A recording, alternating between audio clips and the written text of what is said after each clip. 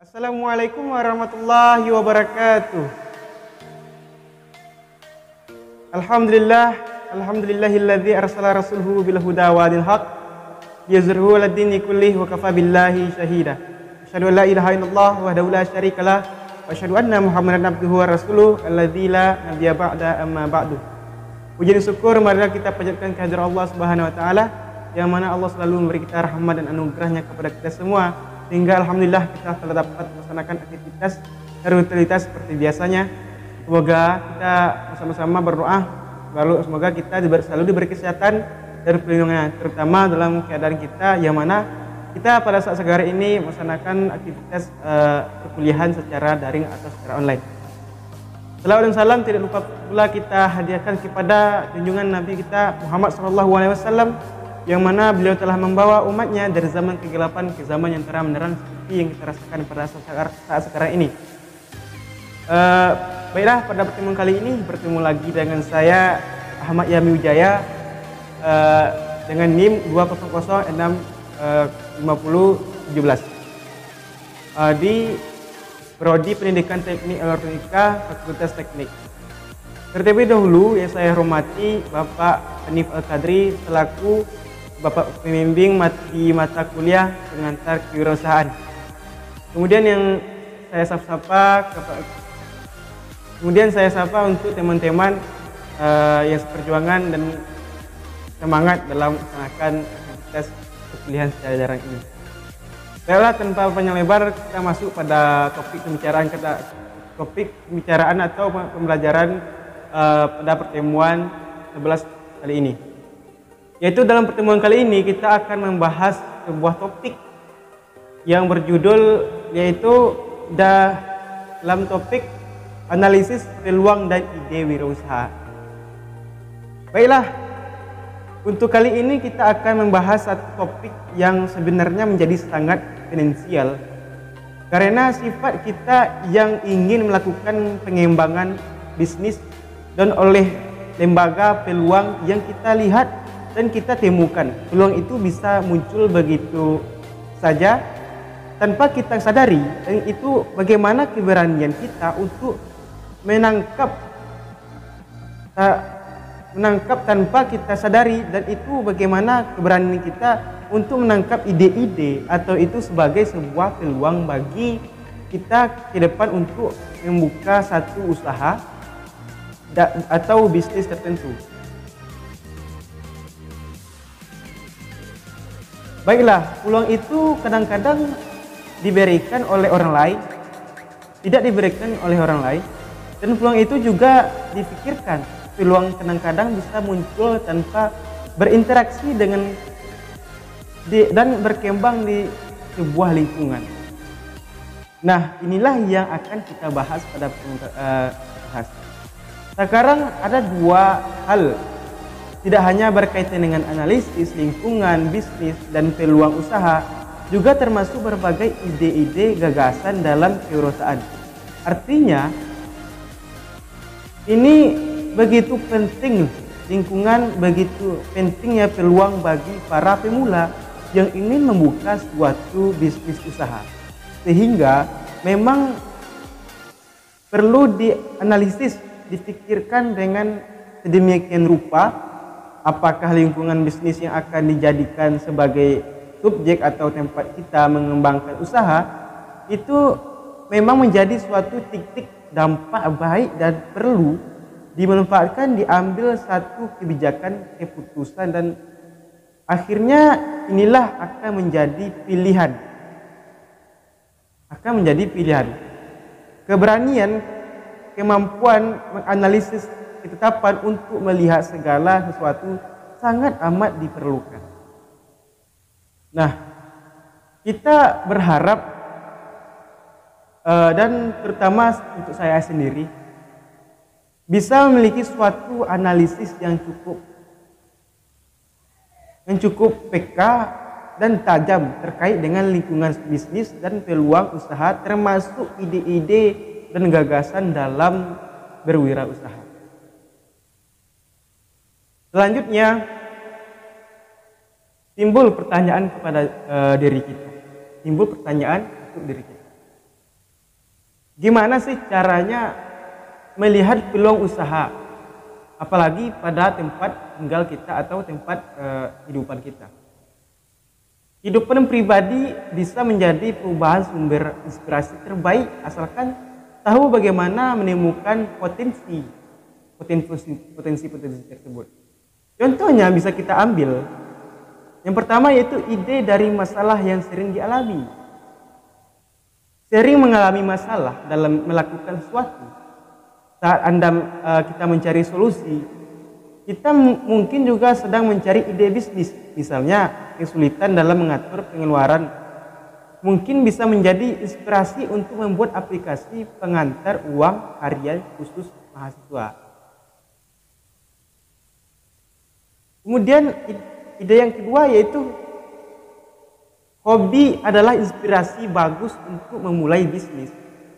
Jadi kalau seandainya kita mempunyai hobi dan hobi kita itu dikembangkan, maka hobi itu akan menjadi inspirasi untuk diri kita dan sehingga kita bersemangat untuk melaksanakan aktivitas tersebut tanpa terpaksa tanpa kita tidak sadari kita telah menginspirasi diri kita untuk bersemangat dalam melaksanakan aktivitas kita tersebut. Dan sangat potensi itu mengembangkan bisnis, misalnya penyuka coklat, misalnya bisa mencari ide-ide untuk membuat makanan ringan, coklat unik. Kita suka kucing atau anjing, atau tinggal di perkotaan, imbangan ke muka layanan mobile untuk memandingkan serta merapikan bulu hewan grooming. Kemudian cara melihat peluang usaha dari lingkungan sekitar. Kita merasa tidak punya ide menarik dari pengalaman sendiri. Pasang radar dan lihatlah sekeliling. Bisa kita lihat sekeliling kita. Lingkungan serta orang-orang sekitar menjadi inspirasi yang bagus untuk mencari ide usaha. Bahkan bisa mendapat keuntungan ekstra, yaitu melihat sendiri apa kebutuhan orang lain sehingga bisa mendapat bisnis peluang pertama secara langsung. Nah, beberapa cara menemukan ide dari lingkungan sekitar kita yaitu yang pertama, bertemu dengan banyak orang atau berinteraksi dengan orang secara langsung. Hal ini terdengar sederhana, tetapi bertemu dengan orang dari berbagai komunitas dan latar belakang bisa mendatangkan inspirasi unik. Misalnya, jajan di pasar tradisional secara rutin mungkin bisa mendatangkan ide untuk membuka kedai jajanan tradisional dengan konsep modern, terutama jika makanan lokal yang belum banyak dikenal, sehingga usaha kita tersebut menjadi cepat berkembang atau pesat berkembangnya. Kemudian melihat bagaimana bisnis lain menemukan ide. Bisa melihat ide. Mengolah ulang ide-ide bisnis bukan hal yang aneh. Jika kita tidak yakin dengan ide dimiliki sendiri, coba kita lihat kisah pengusahaan atau wirausahaan yang berhasil mewujudkan impian dengan strategi serta produk khusus. Bisa mencari informasi tentang wirausahawan lokal yang memiliki ide prinsip dengan minat Anda agar lebih mudah mendapat gambarannya. Kemudian yang ketiga yaitu mengamati problem lingkungan. Atau komunitas sekitar. Kita bisa menjadi inspirasi bisnis. Misalnya kita contohkan, jika warga di lingkungan kita kesulitan menemukan toko yang lengkap, tetapi jaraknya dekat. Hal ini bisa menjadi inspirasi untuk membuka toko lontong misalnya, toko pical tempat kita misalnya, toko yang mana itu bisa atau diperlukan dalam kehidupan kita sehari-hari. Kehadiran kita Deretan rumah kos dengan kontrakan karyawan juga bisa menjadi inspirasi untuk bisnis warung atau pantauan. Selanjutnya, ide bisnis ini mungkin bisa datang dari berbagai sumber, tetapi inspirasi terkadang hadir dalam bentuk ide-ide kecil. Jika tidak segera dicatat, ide yang bagus bisa hilang. Jadi seandainya kita mempunyai buku, kalau seorang wirausahaan yang bisa kita pelajari, mereka kalau melakukan sebuah penelitian atau berpikir, mereka membuat sebuah buku atau buku kecil untuk mencatat atau berbagai pemikiran, ide-ide yang telah mereka lakukan. Nah, sekarang kita memiliki banyak berbagai aplikasi di Android, tidak perlu membawa buku. Sekarang kita bisa melihat atau mencatat apa-apa yang timbul dalam ide kita tersebut. Jadi kalau seandainya kita memiliki ide baru, maka bisa kita pikirkan dan ide tersebut tidak akan lupa karena kita telah menyimpan. Kalau seandainya kita lupa, maka kita bisa bukanya kembali. Jadi itu maksudnya. Kemudian melihat peluang bisnis sama halnya dengan kesempatan yang datang tidak dua kali. Maka dari itu perlu dijadikan situasi yang bisa segera dimanfaatkan untuk mendatangkan keuntungan bagi kita. Segala ide yang berlintas pada pikiran kita harus segera kita catat agar diingat sekaligus bisa direalisasikan. Jadi gitu. Nah, untuk direalisasikan hal tersebut, spontanisitasnya ide yang ada rasa kita melepas dari permasalahan modal awal untuk memenangkan peluang bisnis yang ingin kita buat, mulai pengadaian dengan produk, gadai bisnis, atau kita mendapat pinjaman modal usaha, mulai dari misalnya nih usaha yang diberi modal 100 juta rupiah, kemudian sampai lebih dari 1 miliar rupiah dengan proses yang mudah, cepat, aman. Sewa modal bisnis hanya dikenakan mulai dari 0,65% per 15 hari. Untuk persyaratannya, kita hanya perlu membayar biaya administrasi sebesar 100.000 rupiah dan menyerahkannya jaminan berupa emas perhiasan atau emas batangan juga bisa. Jadi gitu. Berbagai bisnis mulai dari inspirasi kecil seperti Walt Disney dengan Disney Hall atau Call Sender dengan Warba Caf atau KFC. Kita bisa mendapat ide dari pengalaman sendiri maupun orang lain dan bahkan lingkungan dengan kreativitas, pengamatan yang baik serta kemampuan maju. Kemudian selanjutnya,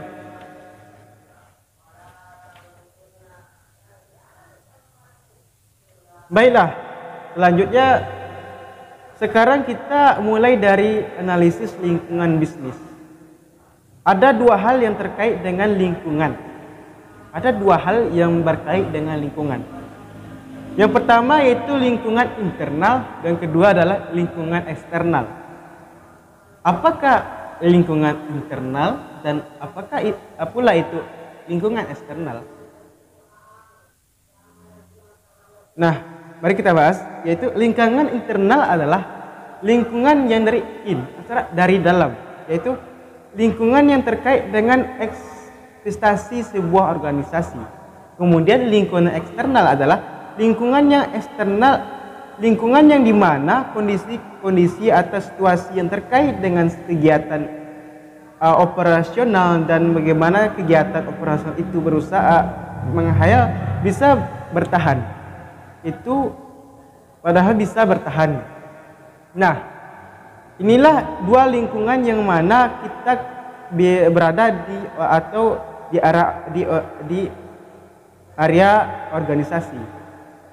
Artinya lingkungan ini menjadi suatu kondisi, satu keadaan atau tempat di mana peluang-peluang bisnis itu harus menjadi dasar dan keseimbangan begitu menjadi sebuah usaha, untuk menjadi sebuah usaha.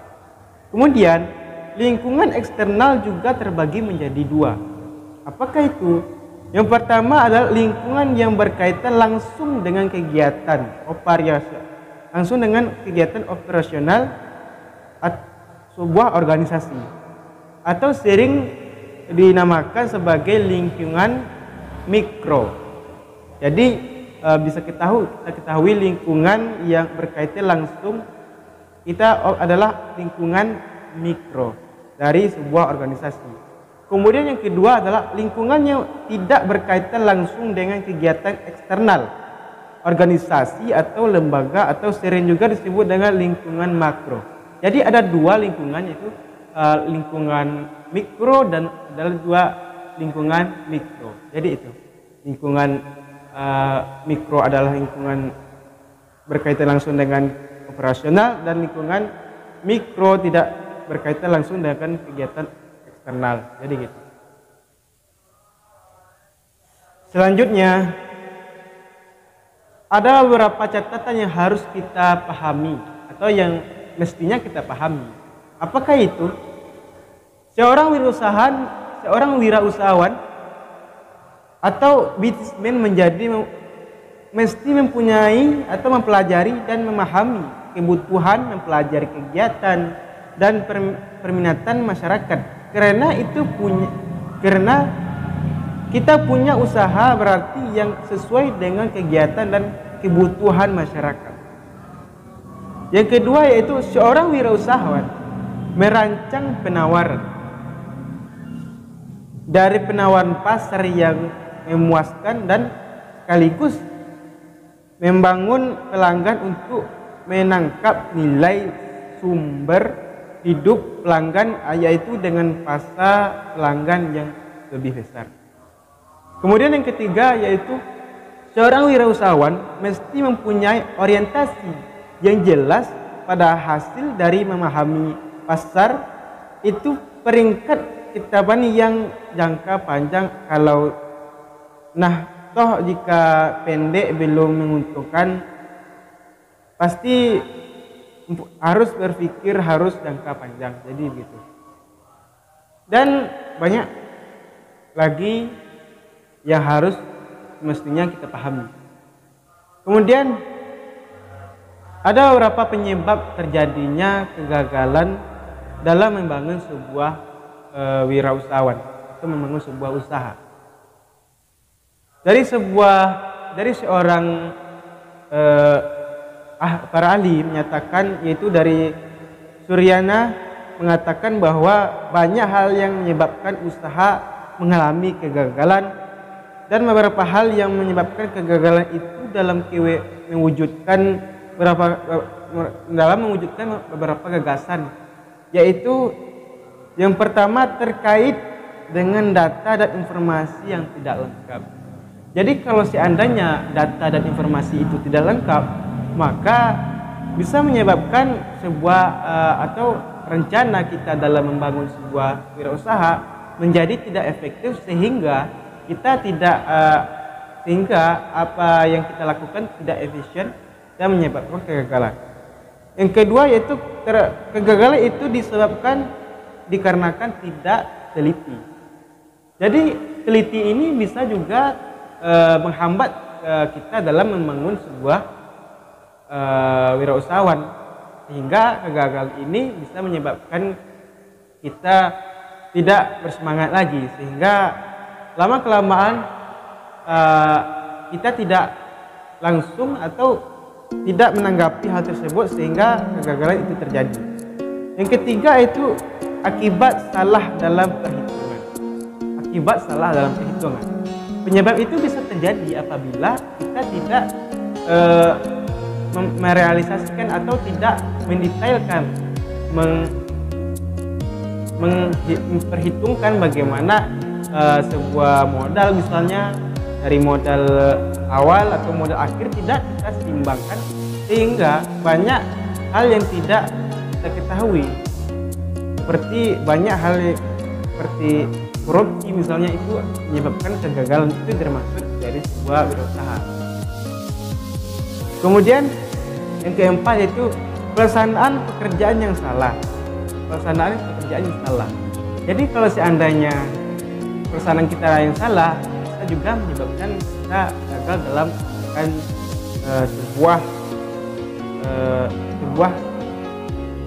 dalam mewujudkan sebuah kewirausahaan atau sebuah usaha. Yang terakhir yaitu ini juga menyebabkan atau sebuah kegagalan yang sangat gitulah. Tidak, kondisi lingkungan yang tidak tepat dan adanya unsur sengaja. Jadi kondisi yang tidak tepat juga bisa menyebabkan kita gagal dalam melaksanakan usaha kita, yaitu terutama dalam lingkungan. Kalau seandainya lingkungan tidak mendukung dan kita pun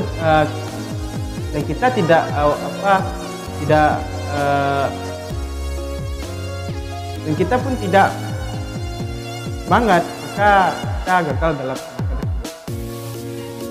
baiklah, mungkin dalam pertemuan kali ini itu poin yang dapat saya pahami pada pertemuan sebelah ini.